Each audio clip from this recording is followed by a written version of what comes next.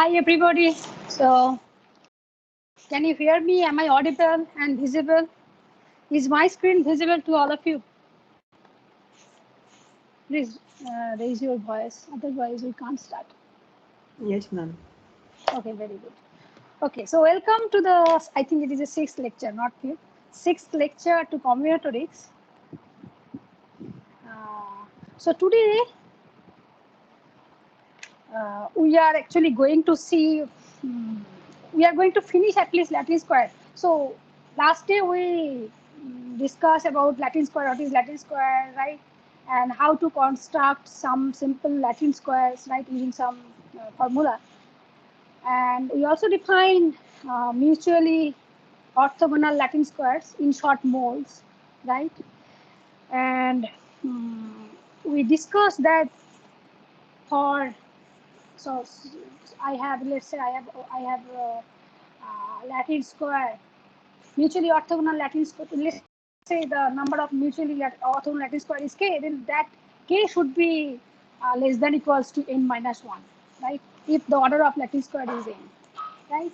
And to be specific, if n is prime, then we actually saw we constructed example for n minus 1 many mutually orthogonal Latin square, right? Moles, right?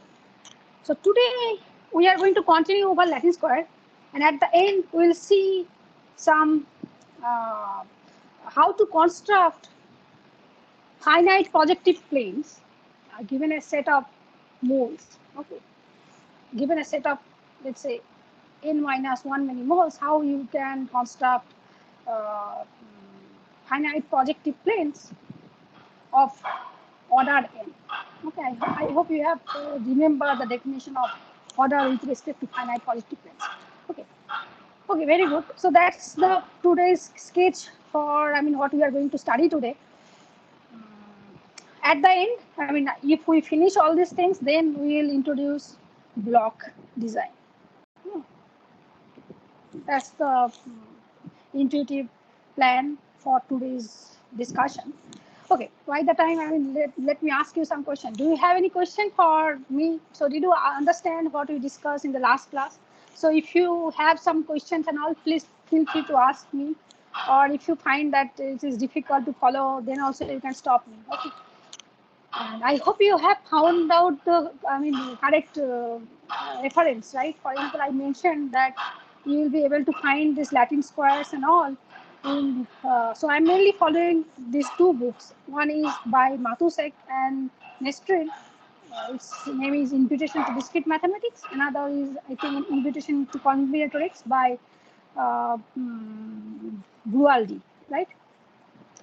Okay, these are the two books which I am following, and over there you will be able to find out all the whatever we are discussing, that you will be able to find out. Yes, is there any question? I am listening some voice. Okay, no worries. Okay, anyway, so that's good. So let's recap some of the portions which we might be needed. So for example, I hope you have remembered how to construct a Latin square of order n using this formula, right? So I have a matrix, n cross n matrix, right? And all the elements in the Latin squares are actually coming from Zn, right? Then you can fill up the position Aij. So let's say this is A matrix.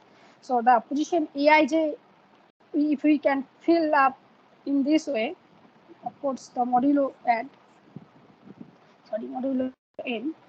Then in the last class we discussed that it would be actually Latin square, right?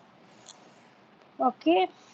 So this property we need some time today itself. So that's why this is just a recapitulation so that you remember all the things, right? And orthogonal Latin square also, I hope you have remembered. This is one example of orthogonal Latin square, right? Okay, right. So now let's go, and I hope you have remembered that these are going to be, if n is prime or any prime number n, we can actually construct n minus 1 many moles of order n, right? If n is prime.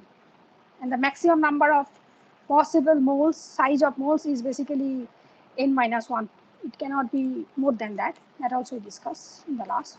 Okay, now let us define NN. So what is NN? So we are going to define, we are going to denote by NN the largest number of moles of order N. Okay. So let me ask you one question. If you understood all the things regarding moles, right, mutually orthogonal Latin square. So can you tell me what would be the number N1 means mutually orthogonal Latin square of order 1? How many things you can have? Can you have? So first of all, can you have one Latin square of order 1? So and if what is that Latin square? Can you tell me?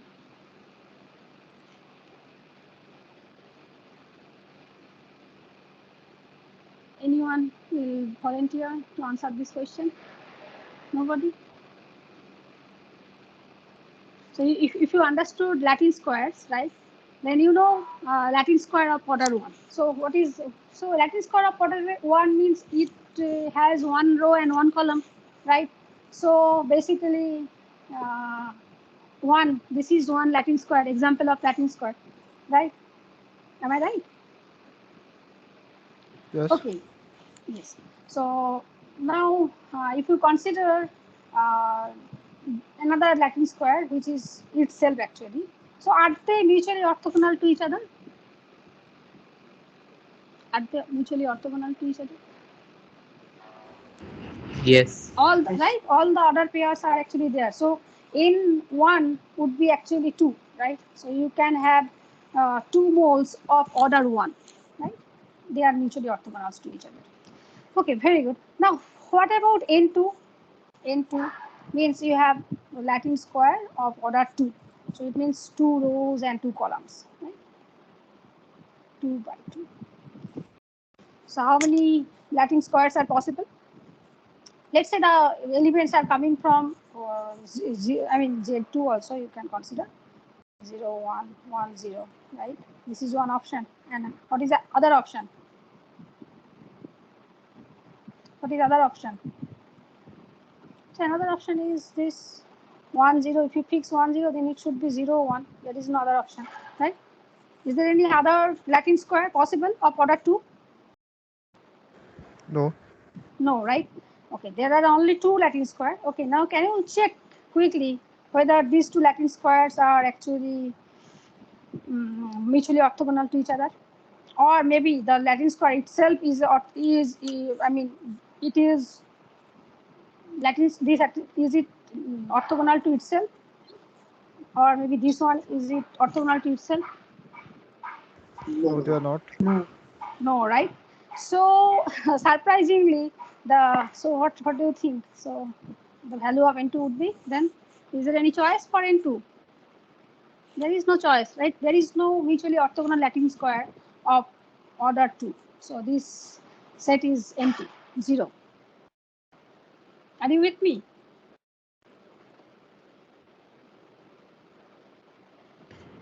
Why isn't it 1? Okay, so give me one example of 1. Is it 0 or 1? Yeah, that need to be fixed. So you said that, okay, these two, are they orthogonal to each other? First of all, can you check it quickly whether they are orthogonal to each other? No. Okay, they are not orthogonal, you are saying. Let us check 0, 1. Then basically this is 1, 0, 1, 0. Then here 0, 1. So all the pairs are not coming, ordered pairs are not coming, right? For example, 1, 1 is not coming over here. This is repeated. So they are not orthogonal for sure. So so now the question is, so these two, let us denote this by A1 and let us denote this by A2. A1 and A2 are not orthogonal to each other, right? Now the question remains whether A1 is it orthogonal to itself? Can you check it quickly whether they are orthogonal to itself? Are they orthogonal? So you can't place A1 and A2 in that moles, right? You can't place them. So can you place A1 and A2? It's A1 is A1 orthogonal to itself? You already said it is no, right? And you also said that A2 is also not orthogonal to itself, right? You can check whether A1 is it orthogonal to itself. So if let's check for A1. So then basically here you are getting 0 0, here you are getting 1 1, here also 1 1, here you are getting 0 0. So 0 0 0 1, that here is not there, and it would be same for this also if you just take with this. Okay. So A1 is not orthogonal to itself, and A2 is also not orthogonal to itself, and A1 A2 they are also not orthogonal to itself. So this set is empty. There is no mutually orthogonal Latin square of order 2, right? So this should be empty.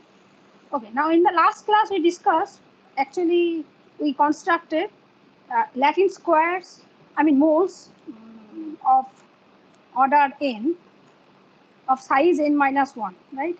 So for, you know that if n is prime, that the value of nn is going to be exactly equals to n minus 1, right? That we discussed in the last class. Okay, are you with me? So far so good.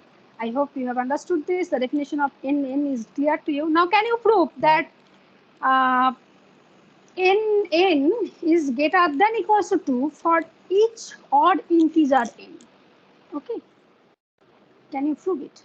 So if you want to prove such thing, so what is the statement we are going to claim? So we are going to claim that you take any odd integer n, okay, of that order, you will be able to find out two, Latin squares who are orthogonal to each other.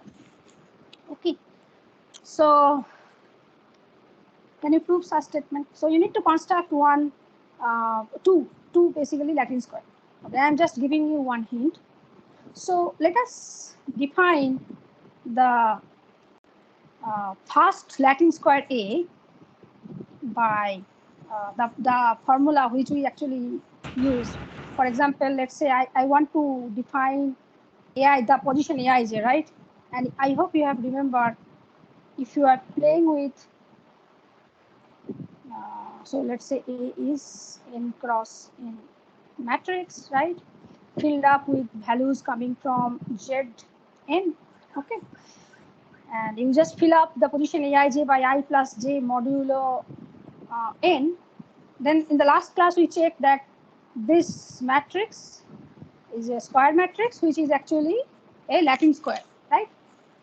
Okay, so now we are going to construct another Latin square which will be orthogonal to this matrix, okay, this Latin square. So let us define our another Latin square B. Any guess how you can do this? Any guess? L n No plus 1. guess? Huh? L n Say that plus once. 1. N plus 1 means? We I need to defined define Bij. I that need to define Bij. that L n plus 1, like B What is is L? L is like Ri plus J. Lr is Ri plus J. Okay. Acha, acha. So you want to say that L R N notation, right? So they are Yes. basically we define R times. But I don't. What is R here? N There plus should 1. be N plus 1. R is N plus 1. That's what you are saying? Yes. Then, I mean, why that matrix, I mean, that Latin square should be orthogonal to this? You need to We prove, right? What is the R, and here in this matrix A, there is no R. So R is not playing any role over here. So the most, okay, so let us do something like this. Is very, I mean, kind of this thing. I'm going to define my second Latin square as, I mean, I'm going to define, we need to check whether this is at all going to be a Latin square. So second Latin square, I am going to define as follows. So where each position Bij, I am going to fill by Ij, I minus j modulo n again. So instead of plus, I'm just going to do this I minus j, okay, minus.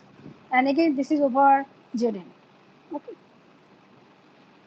Okay, now first of all, since we want to prove that these two are actually these two Latins, first of all, we need to prove that V, this square matrix V would be one Latin square, right? So can you quickly check that this is Latin square first of all? Then only we can go forward, right? So quickly, can you check it? How will you prove that this is Latin square? So this is the matrix corresponds to B, right? So if you want to prove that this matrix is Latin square, you consider any row. For example, let's say consider the ith row, right, and contradict the fact. Okay, for example, let's say jth column and kth column. So this is I jth entry and this is I kth entry. They are, let's say, same, repeating. Okay, so if that is the case, what would be the thing? Then basically you have I minus j modulo n equals to I minus k modulo n, right? So from there, can you say something? I minus j modulo n equals to I minus k modulo n. So from here, can you say something? So yes, everybody has some multiplicative inverse, right? So if I just add in both sides uh, additive inverse of I, then what you are getting? You are getting basically minus j equals to minus k, right? So what is the meaning of that? It means j equals to k. So it is not possible. So you are saying that these two positions are basically same. Similarly, you can actually show and use similar logic, right? The logic is same here, similar. You can actually consider any arbitrary column. Let's say this is the jth column, and you can show that ith position in that column and let's say jth position, kth position in the column are actually repeating, and you can use the same argument to prove that this, if that is the case, then these two positions are actually going to go overlap. Okay, so this is not possible. In other sense, the matrix which we define, so that is actually Latin square, right? So the property of Latin square is checked, right? That we have checked already. Now the only point which we need to prove, if you want to prove that these two are orthogonal Latin square, then I hope you have remembered. So I have this matrix A, I mean Latin square A, another Latin square B. Both of them are n cross n, right? Order n Latin square, right? So now we want to prove that they are mutually orthogonal, right? Orthogonal to each other. So what is the meaning of that? So of course, the way we have proved in the last class, this is the same, I mean similar way we are going to prove it. So in other sense, we are going to prove it by contradiction. Okay. So contradiction means, so let's assume, so if you take the superimpose of this, right? This AB, if you take the superimpose of them, then let's assume that there are two position in this superposition of this matrix, two superposition of the matrix. Let's say that is I comma j is one position, another position is, let's say, k comma l, such that these two entries are equal, right? If they are mutually orthogonal, then this should not happen, right? So we are going to contradict. So in other sense, so what is the I comma j entry? If you take the superimpose, then basically it is filled up with aij and bij, right? And what is the this entry, kth entry in the superimposed things? Basically you have akl and bkl, right? So since we are saying that they are actually the same element, repeating thing, so basically we are saying that aij equals to akl. Okay. Okay, so what is the meaning of aij? So aij, I know that the way we have defined this is I plus j modulo n. I am not writing the modulo n. I am assuming that this operation is over this modular arithmetic we are doing. Okay, so aij equals to akl means this, and bij equals to bkl. That means basically just the opposite, means bij equals to bkl. It means you have I minus j equals to k minus l, right? Over modular arithmetic again here.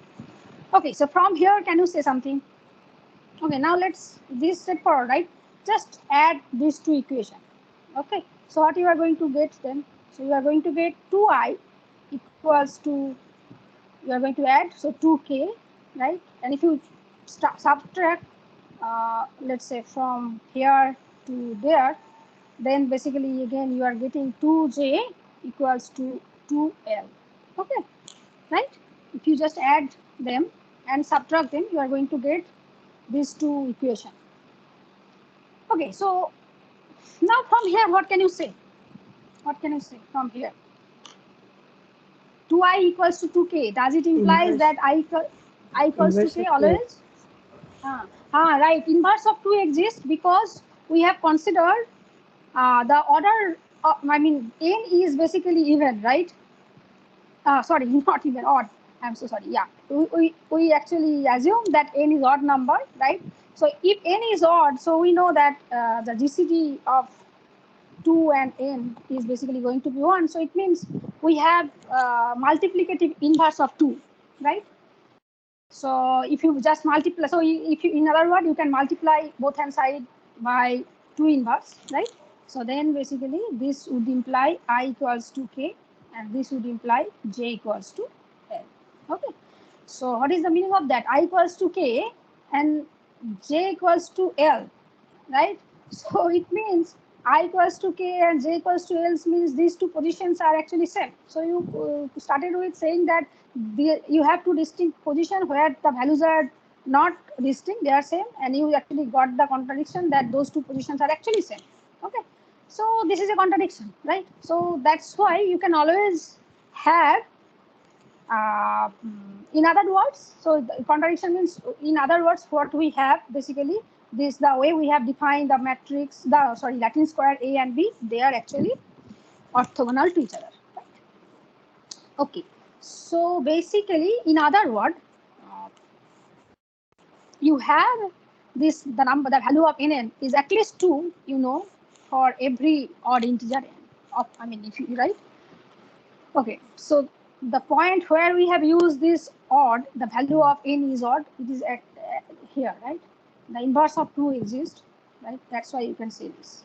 Okay, here, this is the point where we are using the oddness of n. Okay, so is there any question about this? I hope you have understood it, right? Okay, good. So, and in the last class also we discussed that this n it is actually, it is less than equals to n minus 1, right? It cannot be more than that, and we have exactly n equals to n minus 1 if n is a prime, right? That we discussed in the last class. Okay, very good. Now let's move our attention from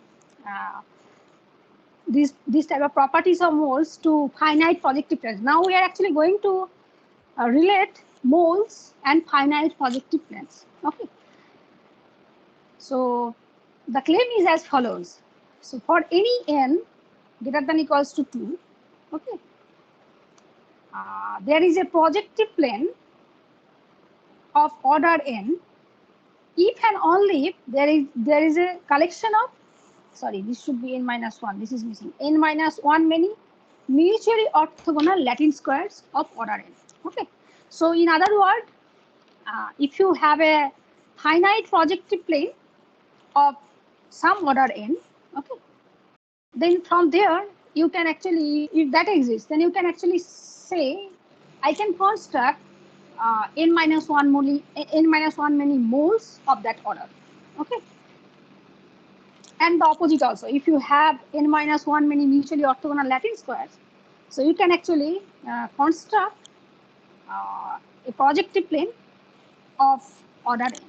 Okay, so now we'll see how to prove this. So we will not give the details, nitty-gritty of the proof. We'll just sketch the proof, and I'll just make some statement which you can actually prove on your own based on your so far knowledge, because those nitty-gritty proof need some basic calculations, means you need to check the numbers and all. Okay, verifying those things I'll just leave it for you.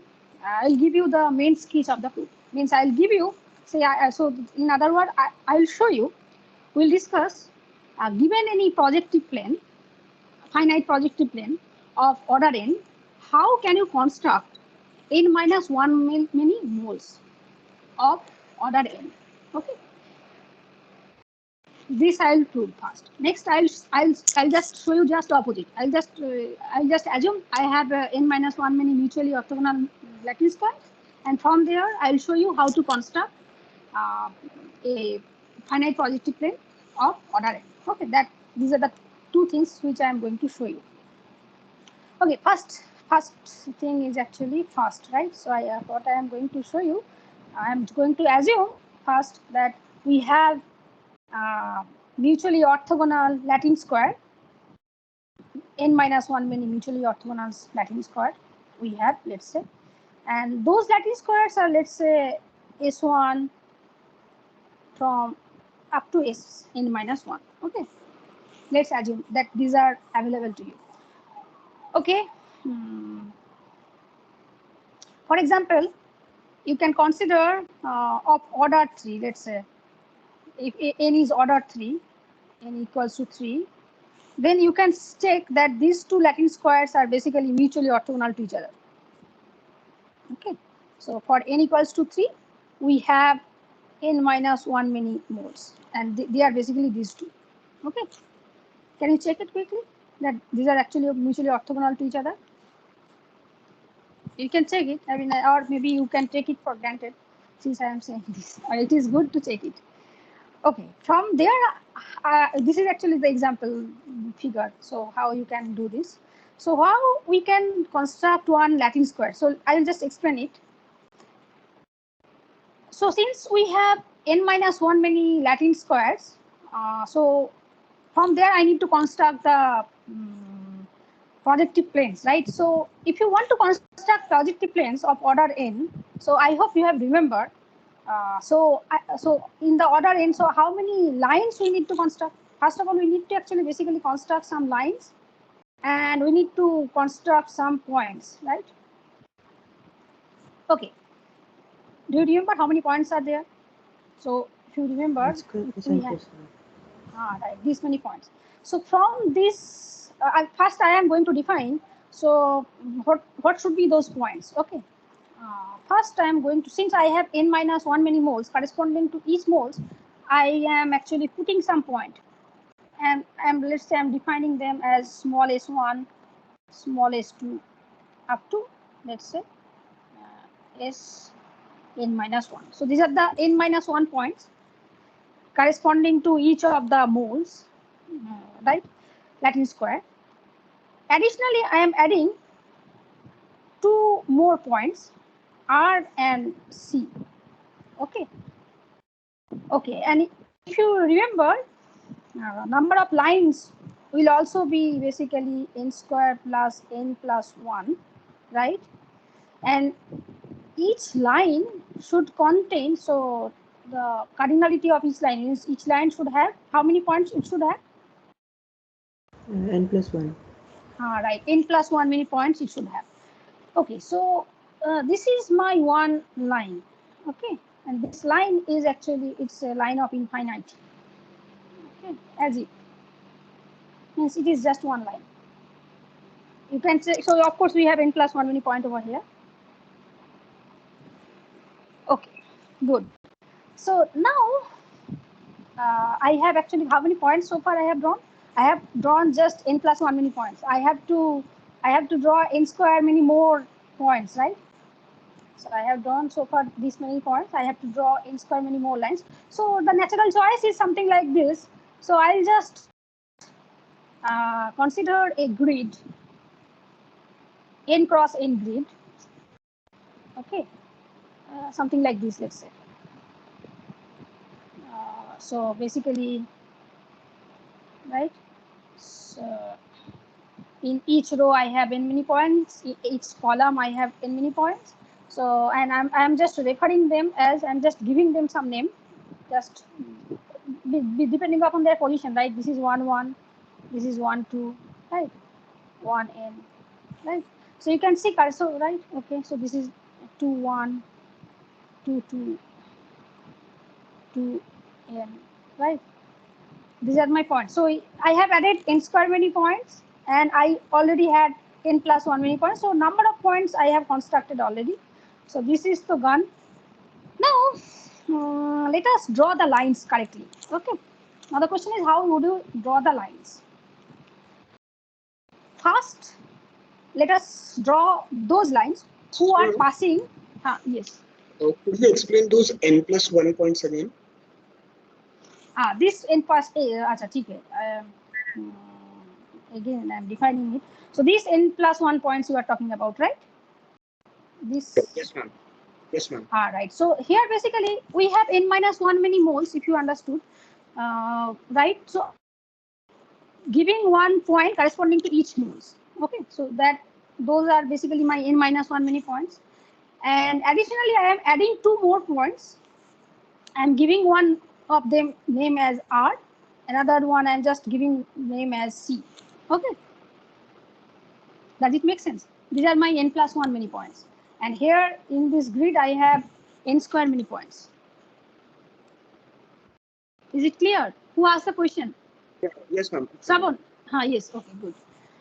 So, and you saw already one point, I'm sorry, one line also I have drawn. Right? I have to draw more lines. N square plus n many lines are remaining. So first, let us draw those lines who are basically passing through R. Okay. So that is actually, it's, so what I am going to do, I am going to draw all the horizontal lines of this grid and consider them that they are passing through R. So you can see, so since already all of these horizontal lines, they had already n many points, and if you just add R, then all of them are going to contain n plus 1 many points, right? So these are my green set of points. I have here n plus 1 many. How many lines are there here? How many lines do you have drawn in this way? So these green lines are how many? How many I have drawn? N many, right? Good. So now again, I am going to draw similar line from C. So, okay, this color may be difficult to check. Let us use this. Okay, so now I am going to draw these vertical lines of this grid. Okay, so there are n many vertical lines, and I am just adding this C to all of them. Okay, so in this way, you can see this number of blue lines are basically n, right? Okay, so so far how many lines I have drawn? We have drawn 2n plus 1 many lines, right? And you can check all of these lines I have drawn in the way. I mean, they actually contain exactly n plus 1 many points, not more than that, right? Okay, now the question is, how would you draw the remaining lines, right? So how many lines are remain to be drawn? So we have drawn, sorry. I have drawn I have drawn 2n plus 1 many lines. I have already drawn.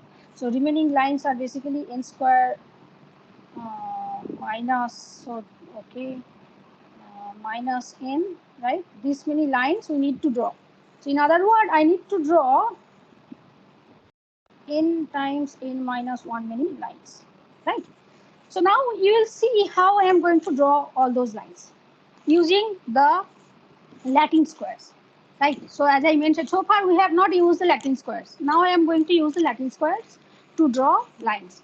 Okay. So in other words, so the main idea is, if you understood this thing, so how many lines we need to draw more? We need to draw n square minus n many lines, right? So in other words, it is basically this many lines. So in other words, you know that n minus 1 many points S1 to n minus 1 we have in our hand. So for each of those points, right, I know that there are lines, right, and exactly how many lines are passing through them? How many lines are passing through each of them? This S1, S2, Sn. If I want to draw orthogonal Latin square, for each of these Si is a point here, right? So for each of these Si, if you want to make that the Si is a I mean, it's a Latin square. So if you remember, how many lines should pass through each point? n+1 in that projected plane. In the projected plane, n+1 many. Right. So you have already drawn one line corresponding to each of them, right? S1, this line, the line at infinity is passing through all of them. So basically, you need to draw n many more lines passing through each of these SI, right? Agrees with me? So I need to draw n many lines passing through SI. For each of the SI. SI is actually SI. It belongs to n-1, right? 1 to n-1. That's how we have defined. Okay. Now the question is how you are going to define them. Here, can you make some guess? Maybe wide guess how you can construct using the help of Latin square. So now basically we are actually going to use the property of the Latin square to build up those lines. Okay, so let's. So I should have basically n many lines passing through this, right? So consider Lij, the line which passes through Si. Okay, and of course the value of j should be basically how many should be there? Sorry, I should not write j. I am going to replace this by lim. Okay, because j will be playing some different load here. So let me rewrite it. Right. Let us define lim. Okay, that passes through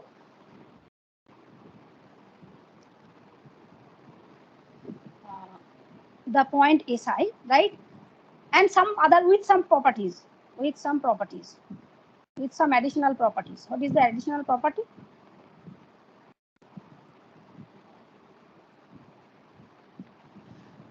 Okay. So now basically consider the Latin square Si. So I have a Latin square. If you remember, I said that we started with Latin square this, right?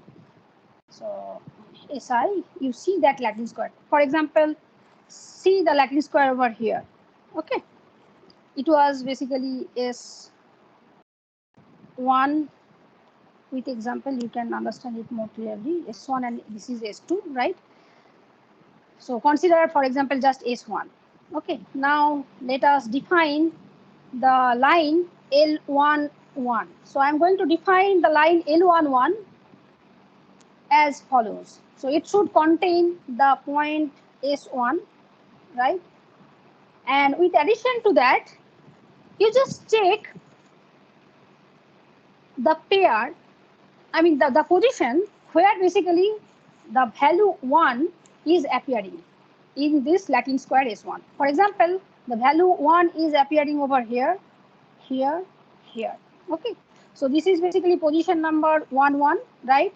And this is position number 2, 3, and this is position number 3, 2. Okay. So what I am going to say, 1, 1, 2, 3, 3, 2. So this L11 is actually is a line which which passes through S1, and if you see the grid, right? So the grid, the point coming from grids are actually those points. Those are actually occupied by the first element of your Latin square. Does it make sense? Does it make sense? For example, if you want to draw, does it make sense? Shravan, you had some question. Ma'am, Yes. like we are taking the positions of ones in S1 Latin square, right? Say that once again. We are considering position of ones in S1 Latin square, right? Right. This is just example, right? This is just example coming from here, right? I have just used it for the illustration from here, right? So in other words, so I hope you have remembered when we define Latin square, we said that if you just consider individual element, right? So that will give you some non-attacking position in your Latin square, right? For for a particular, I mean every element, if you consider, for example, if you consider one first element, let's say, if you consider the Latin square, they are basically non-attacking position. Those positions you consider them your lines, one line. Okay. So in this way, you will have basically n many lines you can construct. Each of them actually, and of course, I am considering each of them passing through S1, right? That is M, right? So in other words, LIM, it passes through SI, it contains SI, and it consists of all the positions of your Latin square SI occupied by the value M, right? Mth element, occupied by the mth element. Okay, does it make sense to you? So if you understood L for this particular example, which I have given over here, I hope you have understood L11. Similarly, you can construct L12, right? The second element. So for second element, so of course it should pass through S1 since it corresponds to the matrix Latin square S1, right?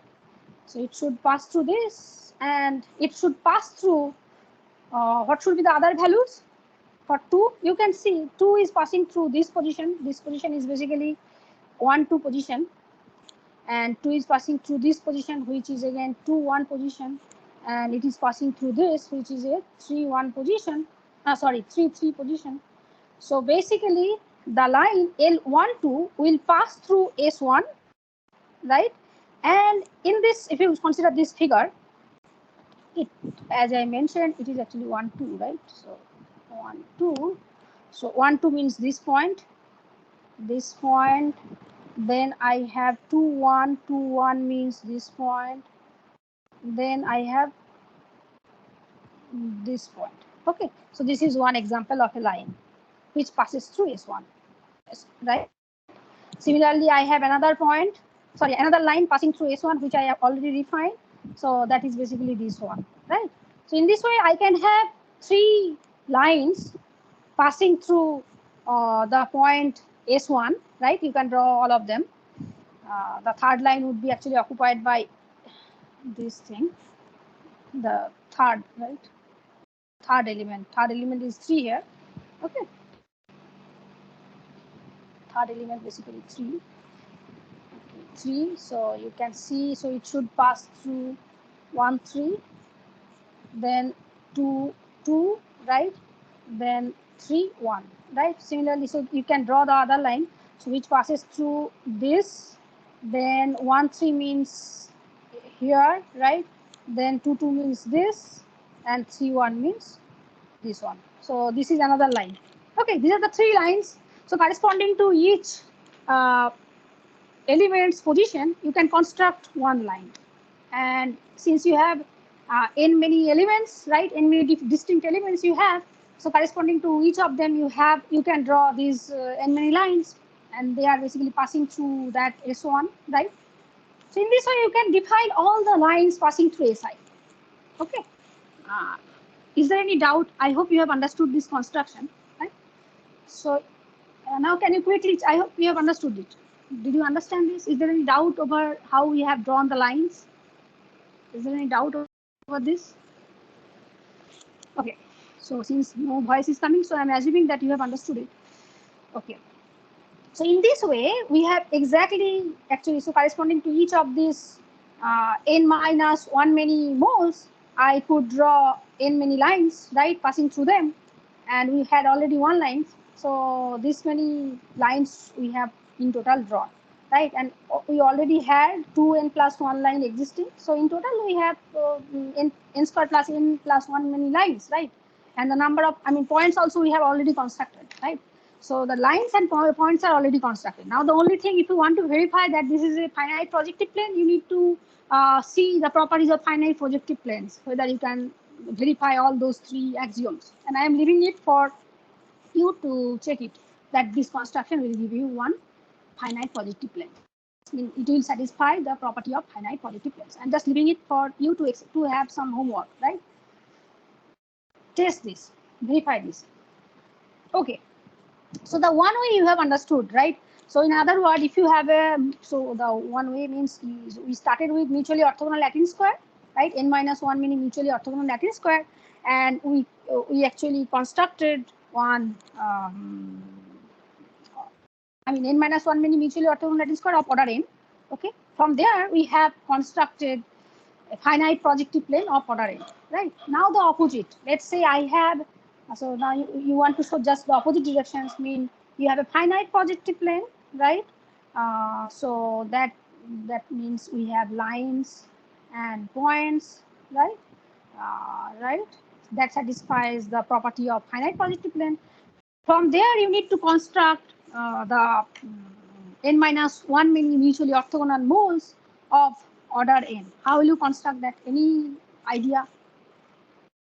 Any idea? If you understood the way we have constructed finite projective planes from moles, right? Now I am asking you just to do the opposite. How will you do such thing? Any idea? Any guess something? You can make a blind guess also. That's all right. Guessing is all right. Otherwise, you will not done. You can make a wrong guess also.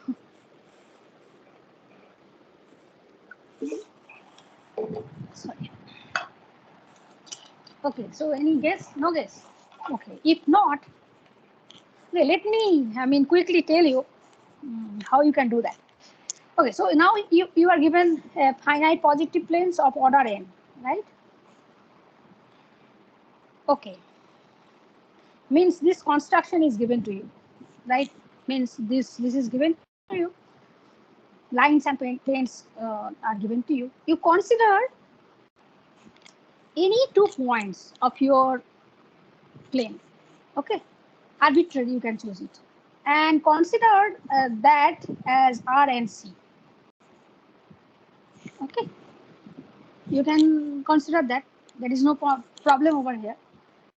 Okay, so once you pick this R and C, then basically you can find out exactly one line, right? Because there is a projective plane, finite projective plane, which passes through R and C. So this is that line. You will be able to find out that line. Okay. So once you have found out, so now basically you have there basically n minus 1 many points are there, right? That's already given to you.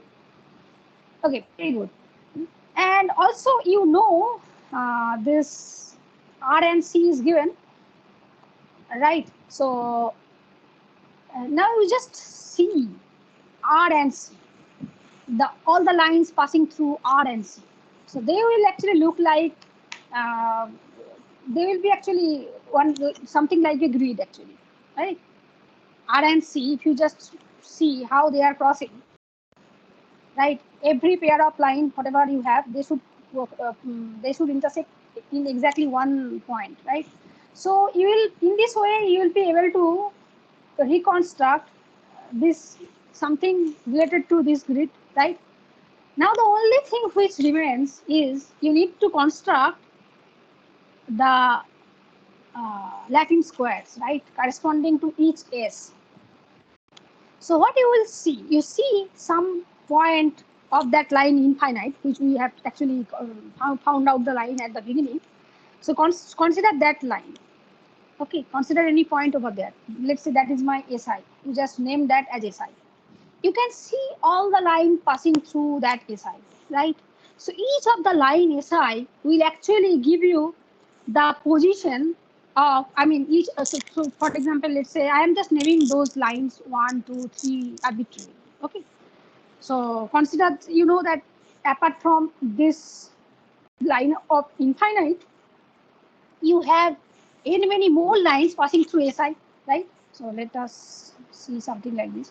If you don't understand what I am saying, so this is my R and C.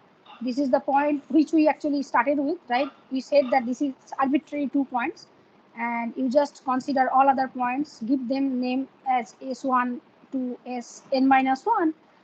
Okay, and if you see the line passing through R and C, then basically you will have the grid, right? And you can actually name the points over there, right? For example, I can give the number of, I mean, I have n minus, sorry, n many lines, exactly n many lines passing through C apart from this line at infinite.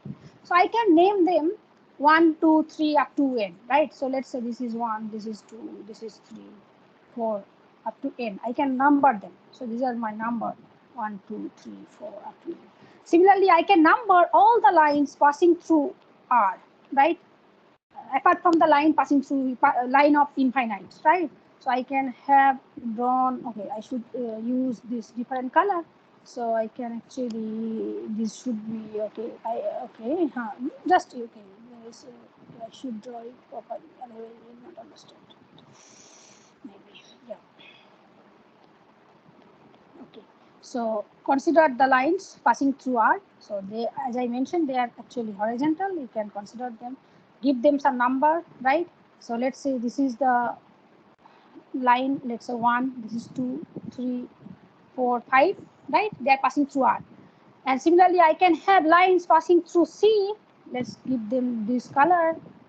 And again, I am giving them number, right? This is my first, this is my second, this is my third, right? In this way, you can draw n many lines passing through C. And now you can see, if you see the line passing through R, the blue line and green line, right? If you consider the intersection of them, for example, let's say the ith green line and jth blue line, right? You will get some intersection for sure. So that intersection point is a grid point, which I am just giving them the number, let's say I comma j, right? That pair I am giving. Okay, you have understood. I hope you have understood this, the way the grid I am going to construct. So now you consider some SI coming from here. Okay. Okay, some SI coming from there. So this SI is actually should pass through.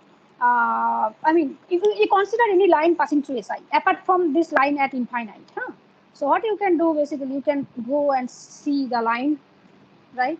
And you will see that this line is actually passing through some of the points in the grid only.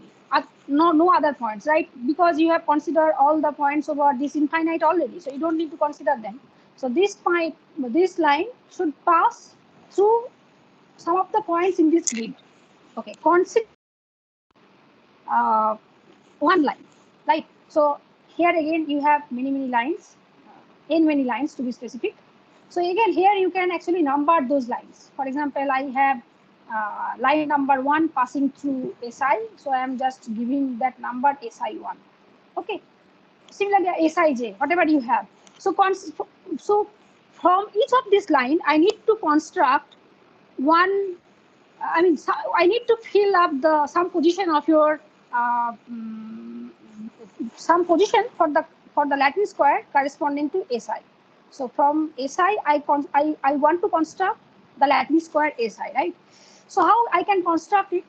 Again, the reverse engineering you can do, right? So you just see the positions. So for example, let's say I want to figure out which of the positions should be occupied by the first element, right? So if you want to do that, you just go ahead the line number 1 corresponding to SI. Okay, and you see which of the positions, which of the points it is passing through the grids. So those are the points, those are the positions where you should fill up by the value 1 in your Latin square. Okay, does it make sense to you? Does it make sense to you? In this way, you can actually fill up all the n many positions. sorry, not n many position, all the n many elements, right, in the Latin square. And you can construct n minus 1 many Latin square corresponding to each of these points. Okay, so that will give you a set of Latin squares. Now the only thing which I am just leaving for just to check that these are the Latin squares which are actually mutually orthogonal to each other. Okay, so you need to use the property of finite projective plane to show that the way we have drawn the Latin square, they are basically mutually orthogonal to each other. Okay, is there any question? I hope you have understood the just the reverse thing, right? I mean, it's just the opposite.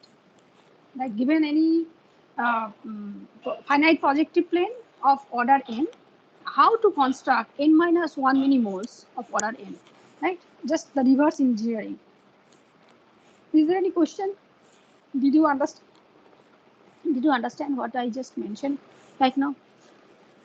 If there is any doubt, you can actually ask me. I can explain those points. Did you understand this?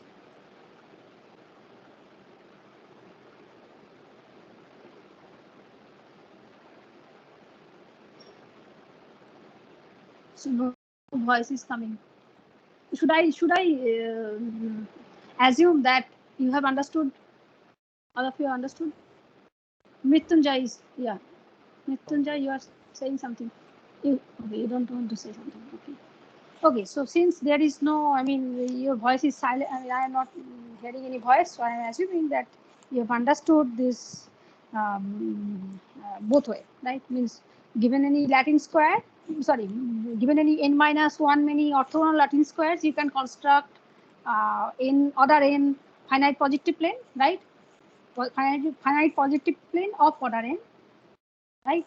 And the opposite also, given any finite projective plane of order n, you can also construct n minus 1 many mutually orthogonal Latin squares of order n, right?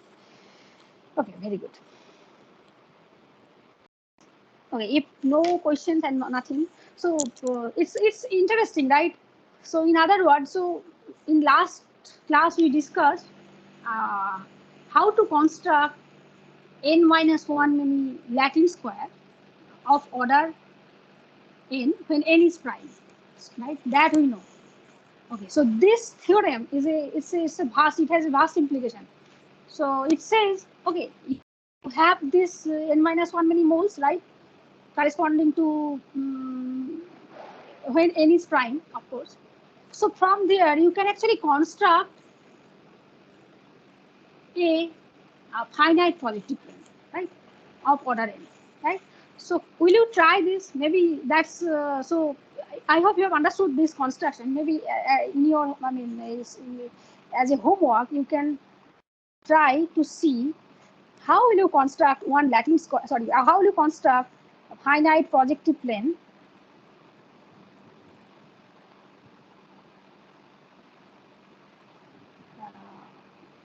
from of order, let's say of order n.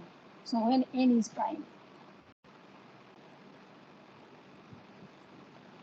is prime, using the construction which I just explained, right? So using the construction which we just explained, from there basically you can construct one finite projective plane of order n also when n is prime, because I know that corresponding Latin squares are known to you, right? Moles are known to you. How to have those n, how to have those moles, you know. So you can try to see when p equals to, let's say, 3, what is that? Try to see with small example, right? What should be the finite projective plane? Of course, it's tedious job to check and those things, but you can construct, right? So it's actually it's a huge theorem, I would say. And this construction gives you so much flexibility, right? So it says you don't have to. I mean, either way is true. So either you give me n minus moles, n minus 1 many moles of order n, or you give me finite projective plane of order n for some value of n, right? Then basically you can do the other right, opposite thing also you can construct. You just need to know one of the things, then you can construct the others, right? For the others. So that's the beauty of this theorem. It's very interesting. Okay, very good. Okay, if there is no question, let's move to one new topic. It's not completely new, so you will see also some similarities, whatever we have studied so far. Okay, so this is called block design. So it's a new chapter, you can say, over block design. First of all, what is block, right? What is design, right? So that we will see. And another point is why we are going to study, right? Block design. So that's another important question. So interestingly, this block design is it's you can actually visualize this block design as a generalization of finite projective plane also. Okay, but the motivation did not came from geometry. Okay, so this block design, it came from statistical experiment actually. Okay, so we'll see one example or one environment. To be specific, I will just mention one problem. You can consider this as a puzzle also. Okay, where basically block designs are needed. So let us see what this experiment says. So it says something like this. Let's say you have some product. So you have, let's say, 7 varieties of products, let's say. So you want to test them for accessibility. I mean, of course, you without testing you can't actually release those products, right, for the customers, right? So before this acceptance, you need to do some experiment, right? You need to do the testing experiment to be specific. So the manufacturer actually plans to ask somebody, means random guys or customers, to compare different varieties. Okay, so that you can understand, the manufacturer can understand, okay, which of the variety is going to be better or something like that. Okay, but of course, the one of the trivial ways to do this is something like this. So since you have, let's say, a finite number of varieties, let's say to start with, maybe it's 7 number of varieties are there. So what you can do, if you want to compare, you can ask all the customer. I mean, you have a set of, let's say, customer. You can ask all of them to test all of the varieties. Okay, you may ask that, right? There is nothing wrong in it. But the problem is, why the customer will take the pain, right? They don't want to make the test for all the varieties, right? For example, this product might be, for example, it might be beer or tea or something like that. So, for example, let's say tea plant, right? There are so many varieties in tea. So the manufacturer wants those varieties to be tested by somebody. If it is a very, I mean, it might be very good. Some of the variety might be very good. Some of them might not be so good, right? So, but you also need some kind of, what should I say, experiments or the customer feedback you want to have in your I mean, product decision, right? So that which product you should sell, which product should be what should be the price, and that, right? It should be all that should be dependent upon the customer's feedback, right?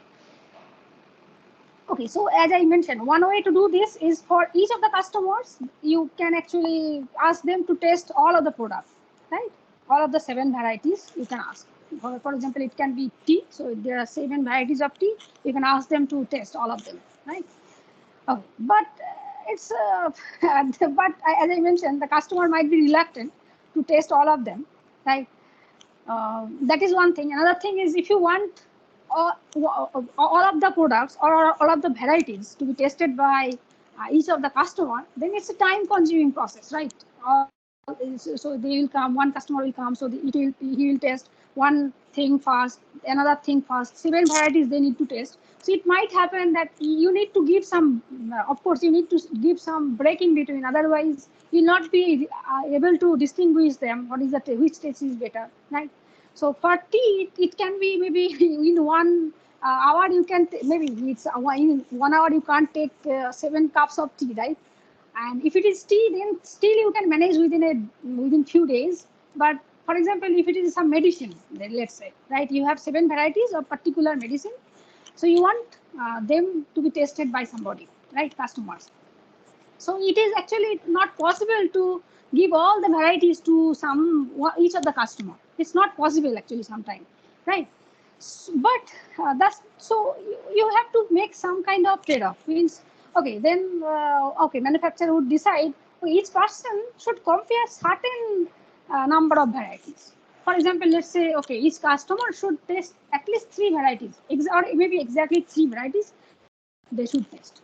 Okay, so instead of 3, it could be 4 also. It's a customer, I mean manufacturer's decision basically. How many of them should be tested by individual, right? Because otherwise they can't compare also. Okay, and to draw the meaningful conclusion based on the statistical analysis of the results, the test must have to be the property that each pair of those varieties must be compared by exactly 1%, at least, right? And let's say for this statistical experiment, the manufacturer is happy if each of the pair is tested by exactly 1%.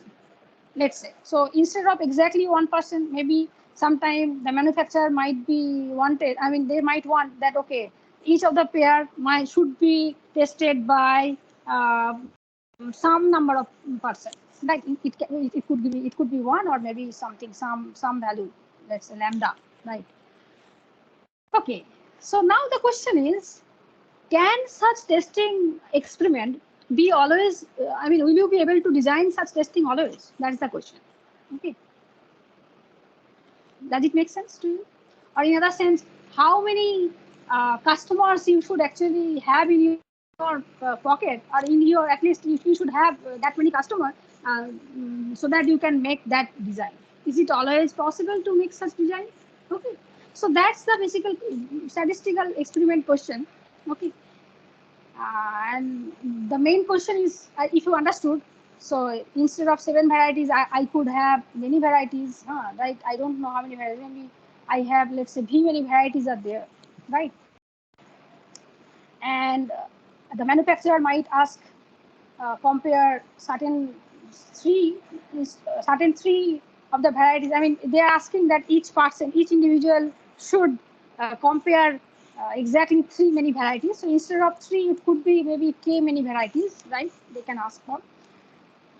And each pair, so they are saying, right, each pair should be tested by exactly 1. So instead of each pair, they can actually think about, okay, uh, it's not a pair, rather each 3 tuple, let's say, 3 tuple of varieties, they should be tested by exactly not 1%. Let's say they should be tested by exactly lambda many percent, right? So these variables, I mean, these are all variables, right? So depending upon the value of v, k, t, lambda. So now the question is, I mean, having some specific value, can you always design some testing experiment? That is the question. Okay. I hope this statistical question, means this experimental question, design question, makes sense to you. Does it make sense to you? Do you understand this question which I was discussing? Do you have any difficulty in understanding this? I hope you have understood this. Do you understand this? Yes or no? Saban, do you have any question over this? Have you understood the phenomena which I just mentioned? Yes, ma'am, I've understood it. Yeah. You understood, right? Okay, now let's go back to the original question. Means the question which here we are asking for this variety v, right? What I just mentioned, v, then number of comparison, sorry, number of variety which one each of the customers should make. So where is that? So each person to compare, right? Certain 3 instead of 3, it could be k, as I mentioned. And right, each pair, instead of each pair के बदले t tuple भी हो सकता है. We can have t for each t tuple. I mean, right, tuple of size t. Exactly 1% के बदले you can also have lambda many percent. This kind of thing. But forget about v, k, t, and lambda. Concentrate on the original question which is given. The question is, can you always design such experiment? What do you think? Satisfying all the properties which I mentioned over here. 7 varieties, right? 7 product. They should be tested, right? And each person should test exactly three varieties, right? Means right, three kind of, let's say, tea, and each pair of variety should be tested by exactly one person. Okay, so can you design such thing for this, the given numbers whatever we had given here? So I am giving you one hint, so you have already seen one answer to this question before. This is the phanoplane. Right. So using phanoplane, you can actually design. So you can see the phanoplane. So you can consider the varieties. They are nothing but points, right? And each line is basically it corresponds to the customer testing the varieties, 3 varieties, right? So phanoplane, you know that each line is passing through exactly 3 points, right? Means 3 varieties, right? And each pair is actually tested by exactly 1 point. Means each pair of point there is exactly 1 line passing through it, not more, right? If you consider any pair, exactly there exists exactly 1 line passing through it. So basically, this for this question, the answer is known to you already. It's actually the answer is phenoplane. But the original question, I mean, as I mentioned, so instead of this 7, I could have any number v, and instead of pair, I could have t, right? And instead of 3, I could have any k, right? And this lambda, this value could be anything. Okay, now, okay, so this is one example. This is the answer for the corresponding question, which you correctly told phenoplane is one answer, right? Okay, you can see these things also. This is one example. For example, I have this corresponds to one person, right? And these are the varieties. Let's say these are the varieties, and these are the persons, right? Or testing basically, and you can check this. This is also satisfying this property, statistical experiment property. Okay, now let us, so motivated by these statistical experiment questions, people have defined the block design. So what is block design? So as I said, VKT lambda, the 4 terms I have told you, right? VKT lambda. So given some value, so they are basically, let's say they should be integer, right? They can't be any arbitrary real number, right? They should be integer. We suppose that so number of varieties is strictly greater than k. Okay. Why this is so? That also we will see in a moment. And the value of k, let's say it's greater than equals to t. So of course this should be, of course it should be like that, right? And t also should be greater than equals to 1, let's say, right? So what we said, that number of varieties, variety is this one, right? Variety should be strictly greater than k. So what is k here? So if you see this picture, k corresponds to size of each experiment, right? Means each person is testing how many elements, how many product he is going to test, right? So that corresponds to k, right?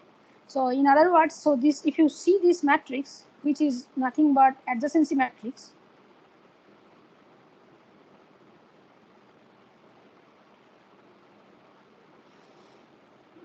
I hope you know adjacency graph, right? Which we explained in when we talked about finite projective plane, right? So if you just consider instead of graph one, it as one matrix, then that is nothing but adjacency matrix, right? So in other words, what is adjacency matrix? Given any family of sets, let's say I have uh, right, let's say I have v many varieties, right, or v many elements, and let's say this B is actually a family of subsets of B. Okay, means B is a family of subset. You know family of subset. What is the meaning of that? I should change this thing, right? Where this is this. Okay. Family of subsets of V. So V is basically elements. You can say a set of elements. Set of elements. And B basically, let's say it's a family of subsets of V. Then corresponding to this pair V comma B, this is basically a set system, right? So you can consider one, you can define one adjacency matrix A. Okay, so what is this matrix? So if you remember this, so this corresponds to elements and this corresponds to subsets, right? So for example, this is the first subset, this is the second subset, right? And in this matrix, I'll fill this ij position. So I'll just write, it should be 0, 1 matrix. So aij would be 1 if the element xj belongs to the set bi. Okay, then the value of aij should be 1. Otherwise, it is 0. Okay. So, okay, I am so sorry. This is not adjacency matrix. The term should be incidence matrix. Yeah, I am so sorry. Yeah. Incidence matrix. So you saw incidence graph, right? So this is exactly the same thing is captured by matrix, incidence matrix. Okay. And this matrix will play a vital role over any set system. I mean, if you are playing with any set system, and if you want to come up with some meaningful meaning out of that, then sometimes incidence matrix plays a vital role. Okay, anyway. So now let's come back to this, the block design. I have not defined so far. So, right. So what is a block design? So block design of type this thing. So what is T, V, K, and lambda? So it's a set system basically, right? You have a set of elements V and a family of subsets of V, which I am referring as V, such that it satisfies certain properties, right? So what are those properties? Okay, so the properties are something like this. V has V many elements. So that's this V, okay? Means number of varieties are this. And each set V belonging to this family V has exactly k many elements, right? So this is the second property, right? So this sets, the sets of B which we have, we are going to refer them as block. Okay. So in other words, you can see this is one block. Okay. So one test corresponds to one block. Okay. Means one individual is going to have a test, right, over certain number of product.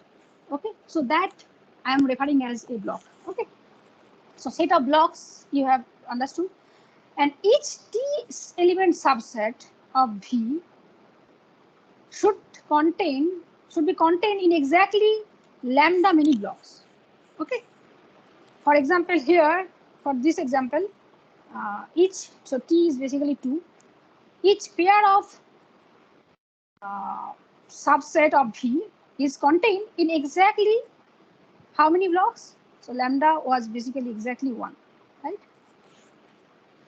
Does it make sense? So, but lambda could be anything. So in other words, what is a block design? So it's a I'll be referring one design. So block design is nothing but some set system. It consists of a set of elements and a family of subset of that. So that block design I am going to refer it as a type T VK lambda design if it satisfies certain properties. So what are those properties? So those properties says it should be the case that the number of elements should be V. So that V is coming from there.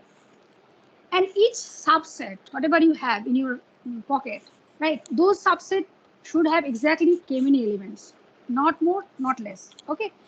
And if you consider any t element subset of V, right, so that should be contained in exactly lambda many blocks of V. Okay. So then if these properties are satisfied by a set system, then only I am going to refer that set system to be a block design of type T VK lambda. Okay. Okay, now let's see some example quickly.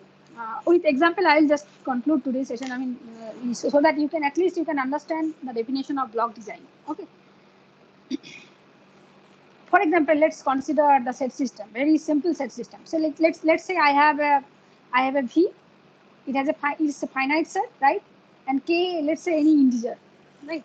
V can have V. How many numbers of elements are there?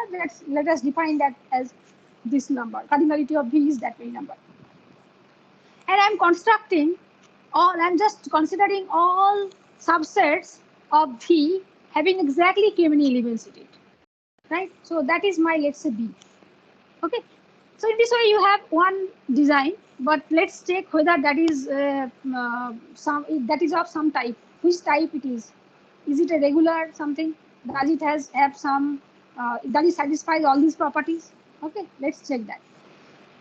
Okay, so you can see that B, each of the subsets of B, if you define in this way, they contain exactly k many elements, right? So B has exactly k many elements, each of these B, right? Okay. And can you tell me, so what is the value of T here? K. Right. So T is basically is equals to K, right? And okay, you have understood that it has V many elements, and each of the set is contained. It has exactly K many elements, and K element subset of V is contained in exactly how many blocks? 1. Is right. So this is basically 1, then V K. Okay, sorry. This should be K, right? K VK 1 design. K, this is K VK 1 design, right? It's a trivial design, right? So here basically, do you understand? So this is very trivial block design, right? There is nothing. It's very common and trivial. There is, what should I say? It's not non-trivial. For example, if you want to if you want to make sure that all of the varieties should be tested by exactly k many I mean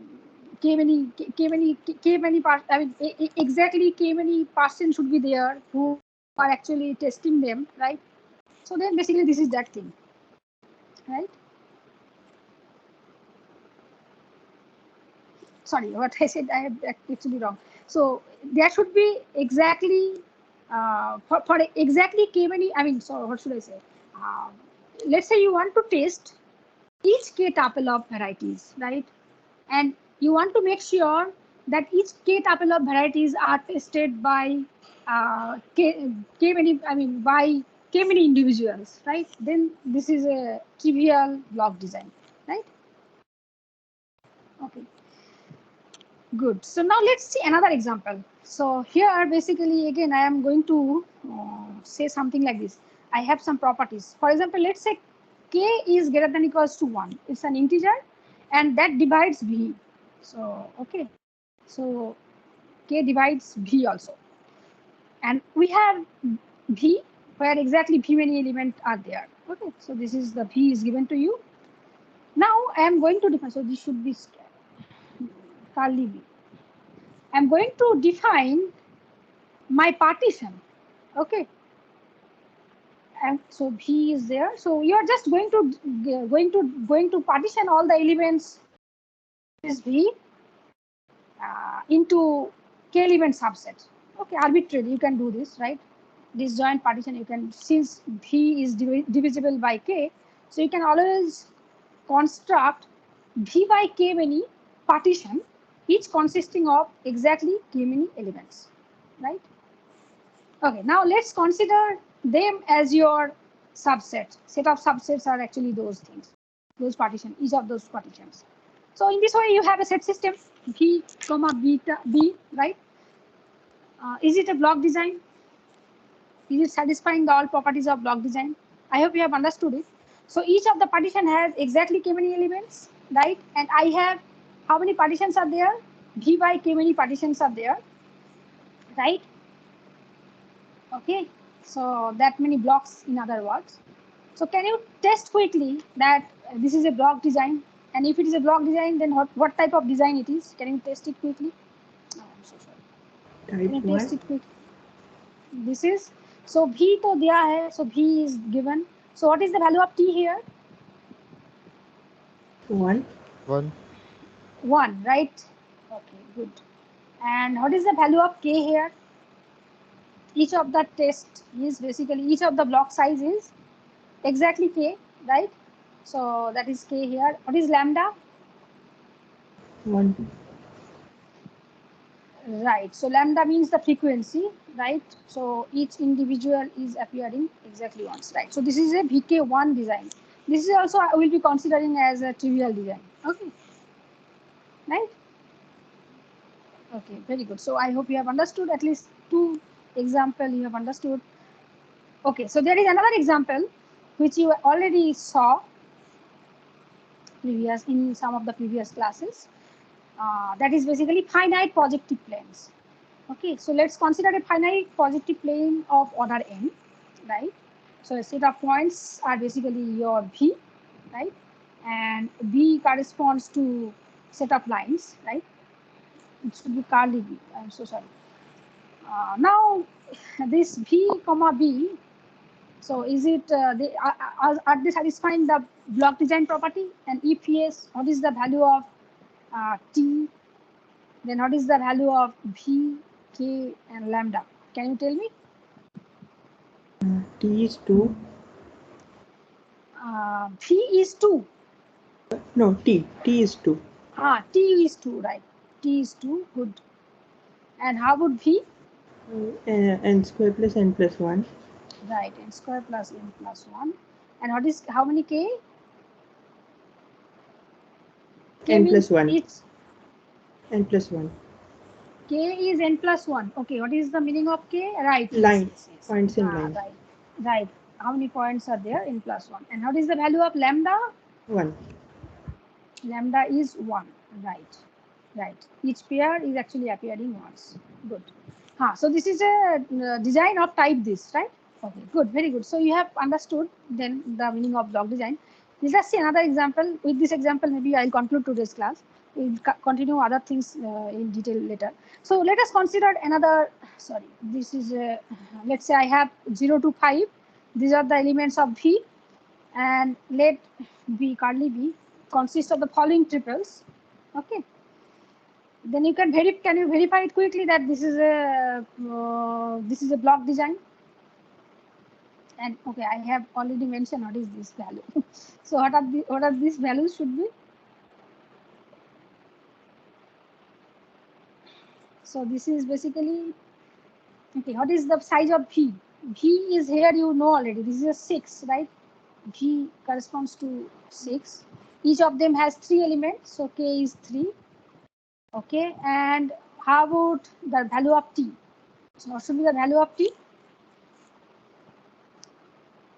Each pair is, sorry, here can you see triple? Each triple is appearing somewhere once or something? No, right? So T should not be 3. So can it be 2?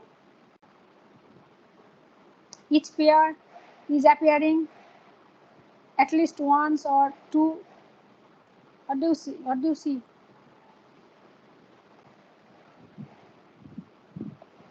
Twice, ma'am. Twice, right? So T should be 2. And what is the value of lambda? So lambda is 2, right? Good. So this is a block design of this, and you can actually see you can explain this block design with picture also. So just draw a pentagon, okay, and the number of this value you can just put 1 to 5, and with one extra point in the center, let's say. So each set corresponds to one line and one point. Okay, one line and one. Each set should contain exactly one line and one point. For example, you cannot have something like this. 512. You can check it. 512 is not there because it contains exactly two lines. So the way we have designed over here, they are basically, for example, 540 is one element. Okay. Similarly, I would have 430 as another element. Okay. 320 would be another element. So 540 तो है, 54 से और कुछ जा सकता है. Yeah, you can actually draw another line, another pair, 54. So 5. Okay, let us redraw this. You can see that 5 using 54 we have this triple. Okay. Now using so having 54, another triple you can draw is basically 542, which contains exactly one line and one point. I mean, exactly one line to be specific, not more than one line. Okay, right? You can't draw more than this, right? These are the only two things which passes to 5 and 4. Does it make sense? So it's so regular, right? Here, the picture, it looks like you can draw this simple set system using a diagram like this. Okay. Okay. So since you can draw, you can have exactly two triples containing exactly one line, right? So that's why the value of lambda is 2. Okay, very good.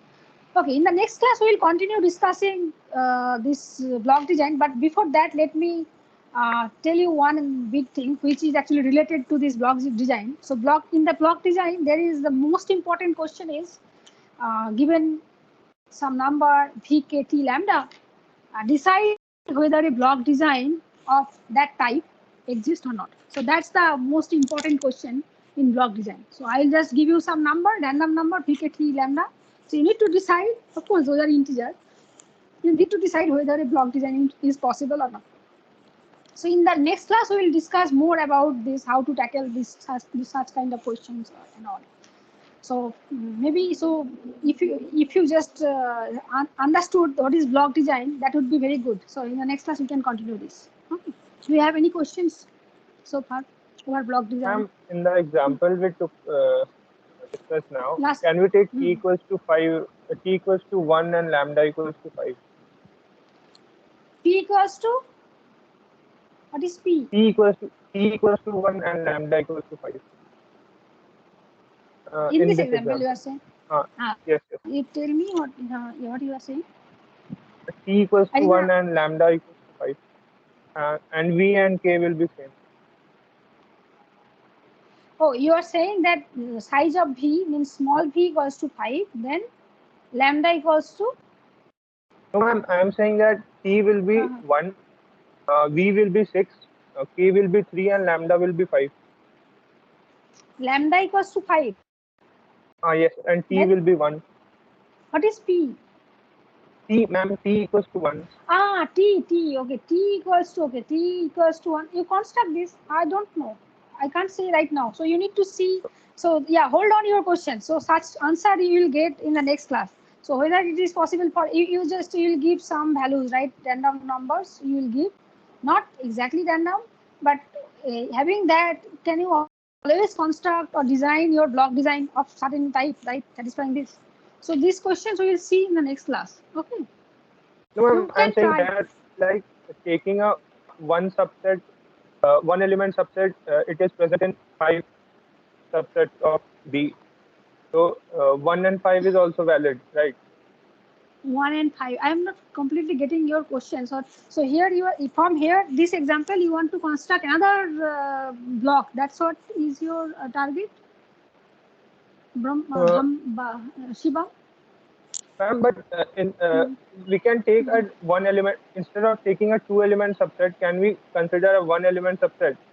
And it is also Oh, present okay. in So 5 two subsets. element subset. Okay, here we are considering 3 element subset, right? So instead of 3 element, you want to construct 2 element subset. That's what you want to say?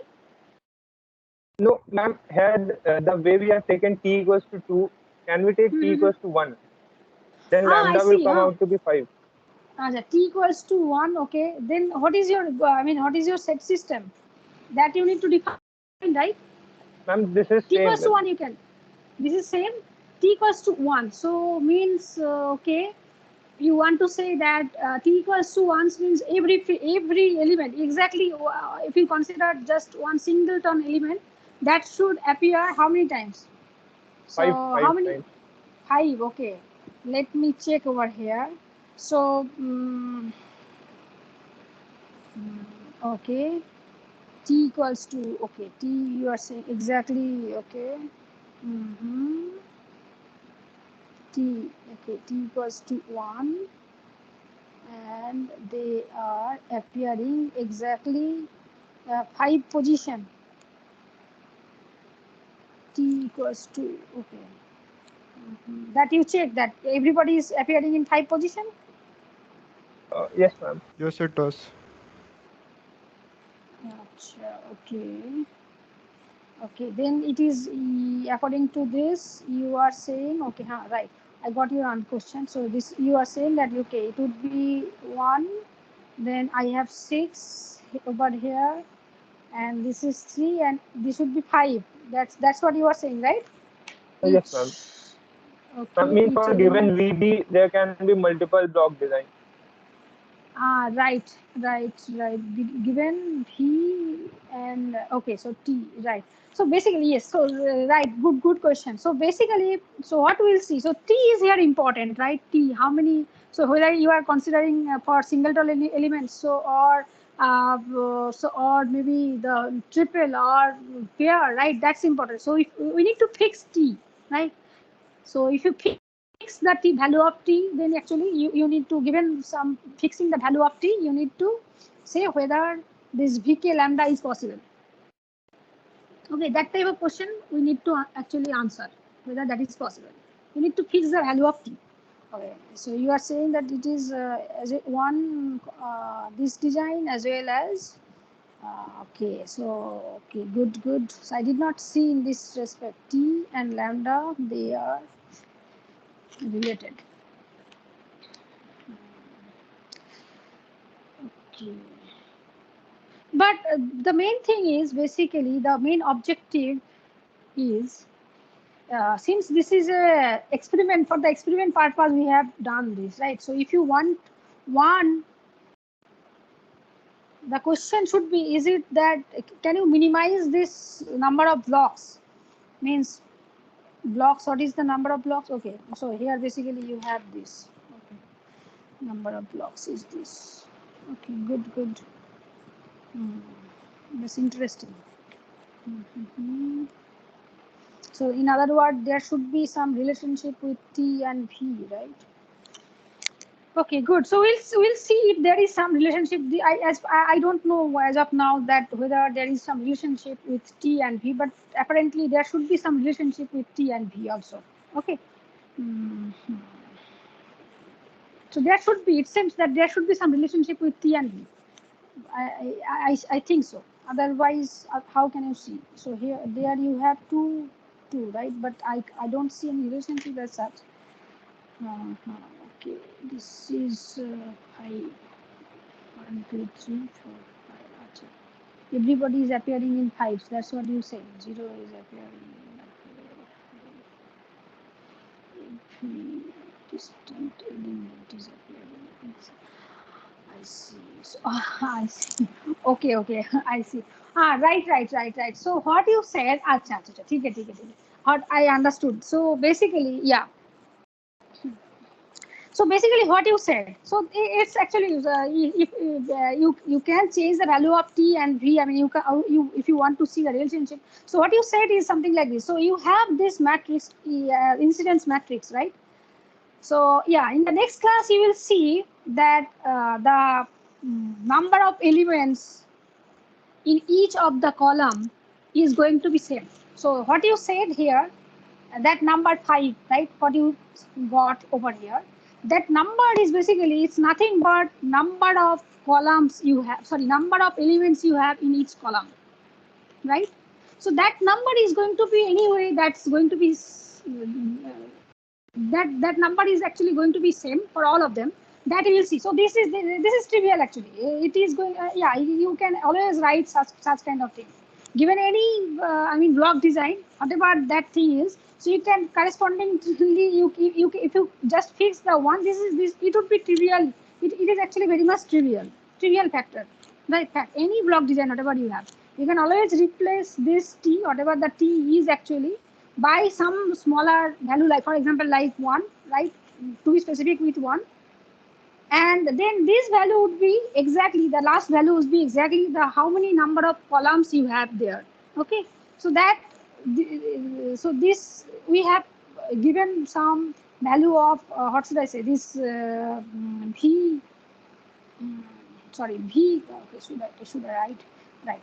So given some value v, k, and this, right, there is some relationship. So that we will explore in the next class. You will see this. Okay. So this is not some random magic thing what you saw over here. So this is basically what you saw exactly, same number of times each varieties is going to appear in a block design. It's a common fact. Okay. So therefore, any block design, whatever you have, correspondingly you can replace that t by 1. It's a trivial thing. There is nothing non-triviality there. Okay, very good. Okay, do you have any other questions? So that this relationship we'll see in the next class. Okay. Any other questions? If you have no question. Okay, if not, okay, let's conclude today's session. We will continue our this. Okay, so right. Right. Next class is not on Monday, right? We have class on Thursday, and after that we have one class test, right? That announcement. Did you get the announcement? So we are going to have a class test on next Saturday, not this Saturday, next Saturday, right? And it would be a 15 marks question. So yeah, the syllabus would be whatever we are going for, I mean, whatever we will be able to cover up to this Monday. Okay. Okay. Do you have any other question?